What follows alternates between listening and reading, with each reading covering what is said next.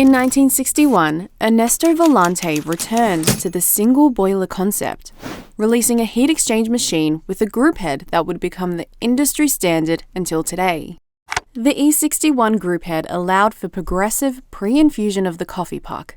Thanks to a spring-driven pre-infusion piston, the ramp-up to full pressure happened gradually over a few seconds. In this period of experimentation, FAEMA also piloted the use of stainless steel boilers. In 1966, the first volumetric shot size controls were fitted to an espresso machine called the E66. A piston was designed to move through a chamber as brewing water passed to the group. As the piston moves upward, the attached pin pushes upwards on the lever. This action unlatches the brew lever, stopping the shot.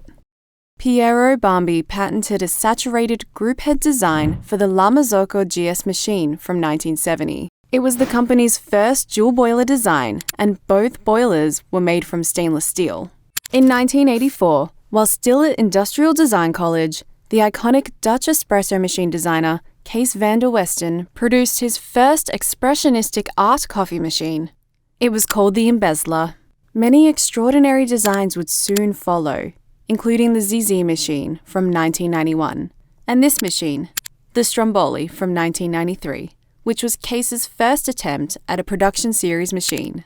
After a period of intense debate and discussion on the alt.coffee forum, and inspired by the writings of Seattle barista David Schomer, home barista Andy Schechter installs a PID controller on his home espresso machine. Brother and sister, Paolo and Elsa Della Corte, together with their father Bruno, founded the Della Corte Company in Milan, Italy.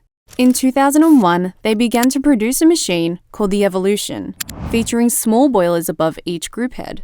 Each boiler was connected to its own PID controller. Partners Mark Barnett and Sandy Schneider founded Synesso in Seattle in 2004.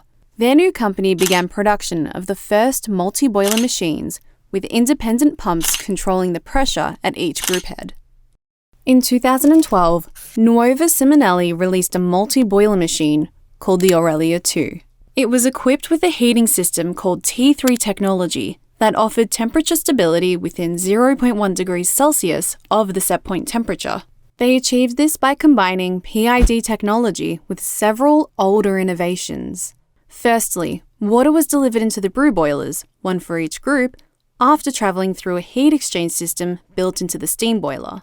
Then, water preheated to approximately 70 degrees was allowed to enter the independent brew boilers. Both the steam boiler and the brew boiler were controlled by PIDs, an approach that had been pioneered by the Della Corte Evolution in 2001.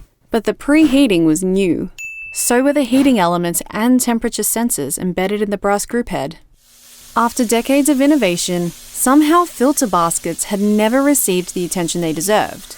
Thankfully, in 2010, Silicon Valley developer Vince Fidel helped to spark a new generation of precision-milled filter basket designs. Fidel's own company, VST, were able to guarantee their customers never-before-seen consistency in hole sizes, with the assistance of forensic fingerprinting technology. By employing advanced software, domestic espresso maker John Buckman took a very different approach to controlling the flow of water. Instead of relying on traditional flow meters, the Decent software uses input from the pump to estimate the flow volume. By counting individual pump strokes of the machine's vibration pump and accurately measuring pressure, Decent managed to achieve a very high-speed tracking of flow of water through the coffee puck.